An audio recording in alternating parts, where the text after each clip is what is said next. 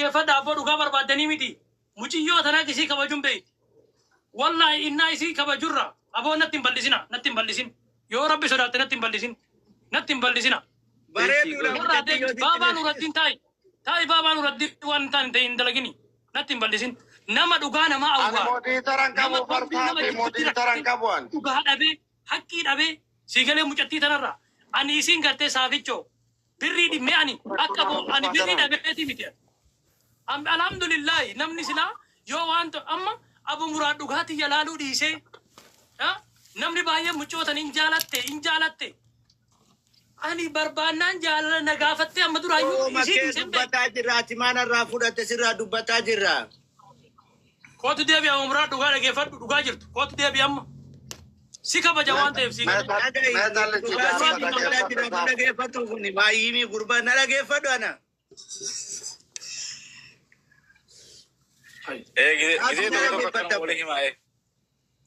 Dhugaatti yanaa dubbatuu dhiise muciyyoo tana fideetiin na gaafatuu dhiise birrii takkittiin kenninaa maal godha birrii abbaa mee mautii qabadha. Saafi dhagayi. Anka jedhu amma mucattiin siyyoo hamiidhuu baattu. Lallabdee jirraa hin dhageenya. Homaa rakkoon irraan bu'u saafichoo kiyya. I am sorry haa jettu. Namni as jala jiru. Torbii tokko taaree dhageeffadha. Ila dhageeffadha. Torbii tokko isii jidduutti taaree miti. Ani isiin dhugaatti janaa baafte. Keetallee haadha koo arrabsaa turte. Keetallee aboo maawutiin irraa qabadhu eeggatti darba. Maawutiin irraa qabadhu gassi darba yoo kennu. Gassi darba kabajaa aboo adii boosee galche. Dhageeffadhu. Tayyibaa dhagee nuti koo kabaja keessaniif as ta'aa jirraa miti calli isaatii wal dhageeffadhaa. Ummata kana kabaji. Aboo ofirraa gagguusuu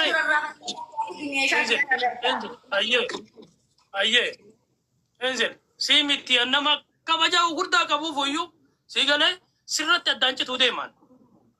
Yoo dhugaan xiyyan baane wallahi billahi jechuudha warra Dubaay guutuun natti haara malee hin dhiisu. Kakadhee rabbii kiyya osoo abbaan na dura dhaabate abbaan kiyya dhufee jechuu biyyarra osoo inni na kadhate hin dhiisu. Maal jettan yoo dhugaan xiyyatuun hin baane. Wai. Saafi nagaa abuusu dubbii sirnaan laalaa jirraanu. Dubbii kiingii jedhu kun siin ta'u. Dubbiin kiingii ta'eera bakka dubbiin kiingii ta'eera gara. Abbaa birrii miti mucattii tana dhugaa jirtu dubbadhuu jedhani rabbi sodaadhaa mataan na gubateetiyan. Yoo birrii hanqafadde okkoo dhiifne. Ani ila takka saafi wakkana jedhe. Mucattiin tun mucattiidha dhalaadha intala durbaati. Osensifne situ balleessee maaliin jedhu nu huyyuu dhiifama si gaafanne ifaa jeexaartee qabda. Ebalu birrii bakka falaa dhiisati waan keessaa qabda mana kana push godha.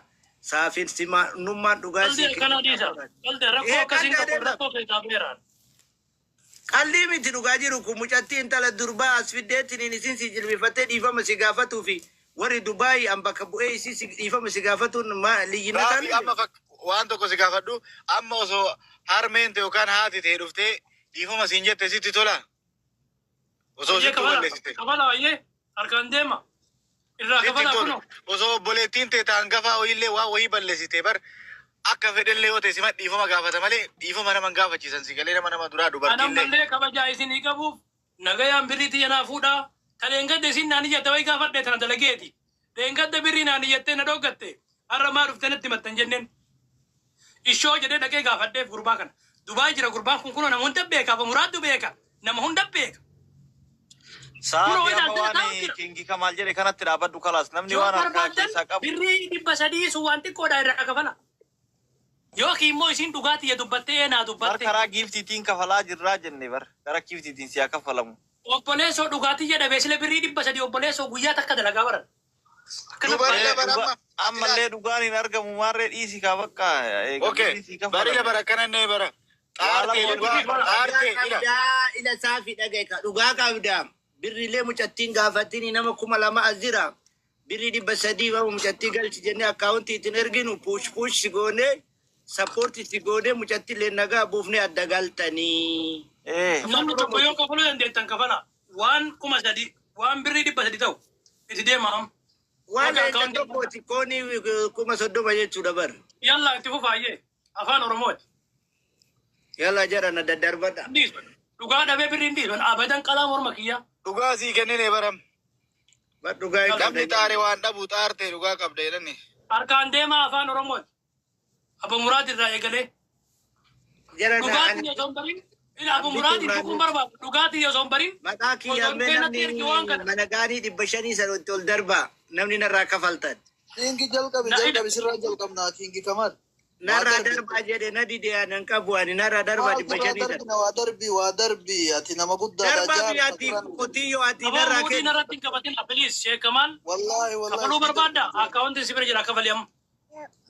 ofii jalqabee akkanarraa qabame.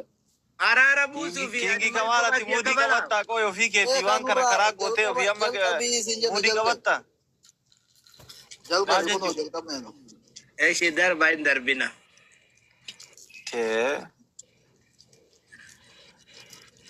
Filaaworii miti bar waan wayyoo ol darbaa jara waan 300 nurraa kafalu.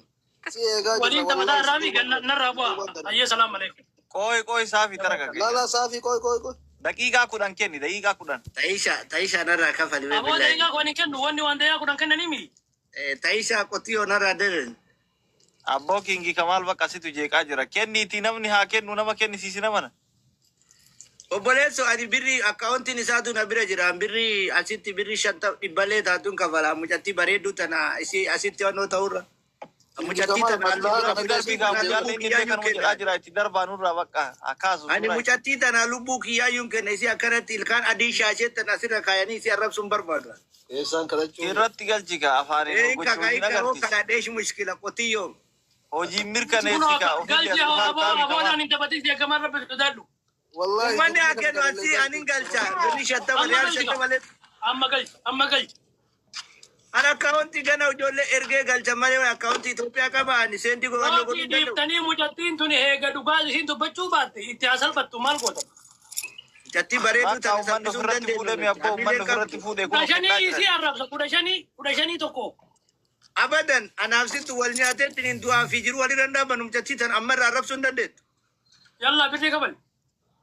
Jara nana gargaara kafala ida hambaa. birri Wallahi sadii moo itti Kingi dhagaamu Kamal mucattii rabbi bareedduu tana kanatti waan zabdan. la quwwata illa billah. Barakana wallahi akkaawuntiin kiyya baanirra jira kunoo qaqqabdanii ilaaluu dandeettan wallahi baanirra jira. Warri dandeettan maqaa kiyya mana gaanii takka ol darban hidhaa jalaa na baasa. Namni 12 kuni namni waaqa jiru jarana.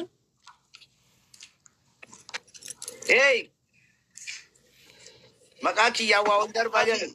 ati nama gastii irra taa'ee gidema ba'u gad darbitee nama waa darbuu danda'u waliin galchitu bakka mayin. Kingi Kamaalii mi gamuslaa Meelaala waan isin natti ergitu meelaala waan isin natti ergitu. Ate Imraan qotiyyoo waan tokko ol Meelaala waan darbitee isin ergaa jirtu silaala mee boksi waan isin darbaa ergitu. ati waa darbite darbaa. Meelaala ila.